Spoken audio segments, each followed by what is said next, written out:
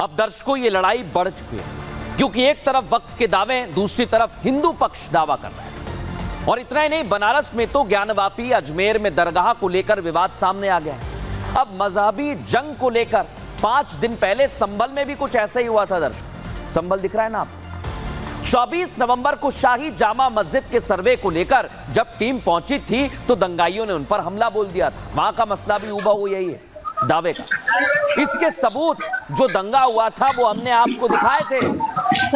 सबसे पहले आपको हिंसा का अब मैं एक और सबूत देने वाला हूं जो आज ताजा आया है। हमारे पास दंगाइयों के बातचीत के ऑडियो क्लिप हैं दर्शकों, और मैं वो आपको सुनवाता हूं जिसमें दंगाई आपस में बात कर रहे हैं और सामान इकट्ठा करने के लिए एक दूसरे को कहा जा रहा है। सुनिए आप, तैयार रहने की बातचीत आपस में दंगाइयों के बीच हो रही है। सुनिए ध्यान से जरा कैसे ये दंगा भड़काने का प्लान बना रहे हैं। अरे सुभान भाई, सामान लगा के लाइए। सामान है किधर? अब यहीं जाओ एक पे जामा मस्जिद से इधर को थोड़ी नीम वाली जा तरफ को उधर को मतलब यहाँ पे जुबैर भाई का घर है। हाँ? जुबैर भाई का घर है, जुबैर भाई का वहाँ पे। चल आ रही हूँ, जल्दी आ। तो सामान लाइए, सामान। सुना कैसे आपने? सामान तैयार करने के लिए कहा गया। हिंसा का आरोपी समीर वारिस कह रहा है, वारिस से कहता है कि सामान इकट्ठा कर लो। लेकिन ये एक ऑडियो नहीं है, एक और ऑडियो है जो पूरी तरह से आश्वस्त कर देगा कैसे संभल में हिंसा को भड़काने के लिए प्लान तैयार किया गया। दंगाई संभल को सुलगाने के मूड से ही सड़कों पर उतरे। Hello hello. अरे सुभान भाई, ऐसा है, अपने मोहल्ले से जित्तो को लेके आयशा को लेके आ जाओ जामा मस्जिद पे। अच्छा भाई। हाँ, दोबारा मामला बिगड़ गया, तमाम पब्लिक ही पब्लिक है। अच्छा। हाँ दर्शकों, दंगाइयों में बातचीत के दोनों ऑडियो तो आपने सुन लिए, लेकिन अब बारी आपके सामने संभल हिंसा के सुनियोजित होने का सबूत नंबर 3 रखने की। ये सबूत संभल पुलिस की ओर से दिए गए हैं।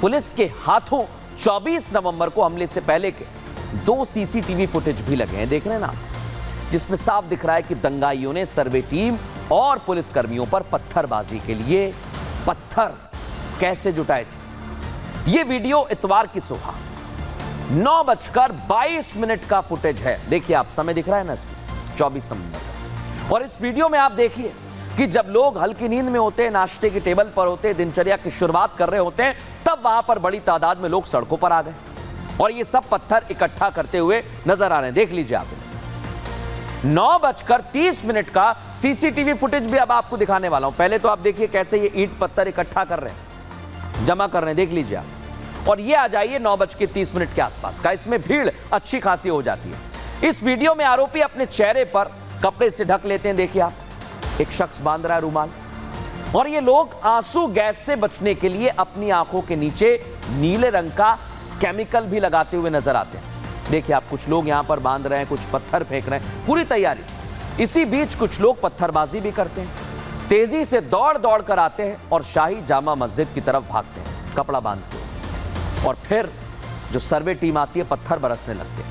इसलिए तो इन सबूतों को देखने के बाद सवाल उठता है कि यह दंगा प्री प्लान नहीं था तो क्या था? हिंसा सुनियोजित तरीके से नहीं भड़काई गई तो फिर ये लोग कौन हैं? ये सीसीटीवी फुटेज जो हैं इनकी गवाही दे रहे हैं कि ये पूरी तैयारी के साथ आए थे दर्शकों। लेकिन आज मैं आपको बताने वाला हूं कि संभल में पूरी तैयारी अब बेनकाब हो गई है। इस रिपोर्ट में देखिए।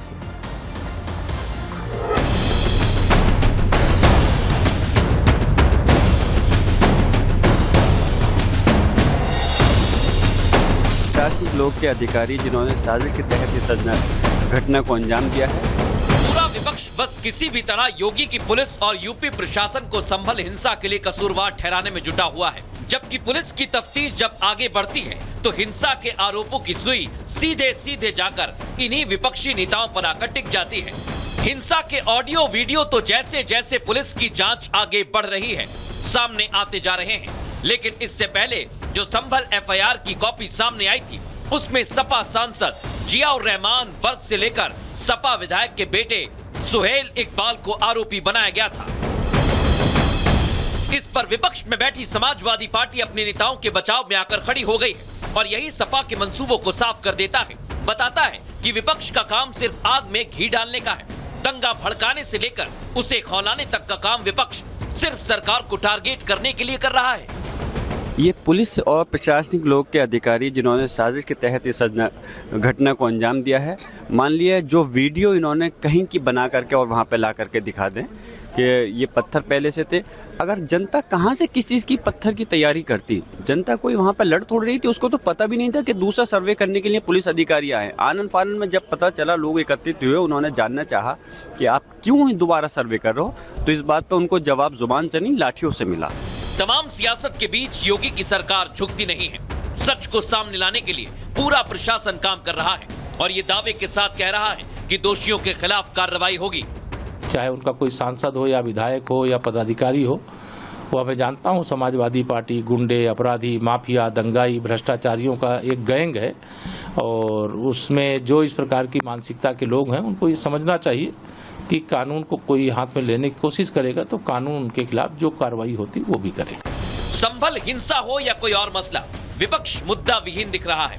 यूपी उपचुनाव के बाद संभल हिंसा में सपा के रिएक्शन को उसकी खींच से जोड़कर देखा जा रहा है। लेकिन यहाँ सवाल ये उठता है कि सियासत अपनी जगह है, लेकिन शांति बनाए रखना सबके लिए ऊपर होना चाहिए।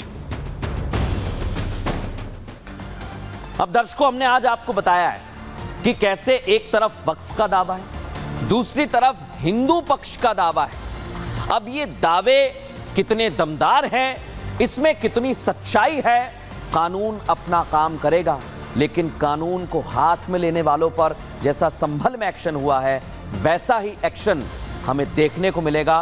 तो आप भी सावधान रहिए और इस तरह से जो दावे हो रहे हैं उनकी सच्चाई क्या है, कोर्ट पर भरोसा रखिए।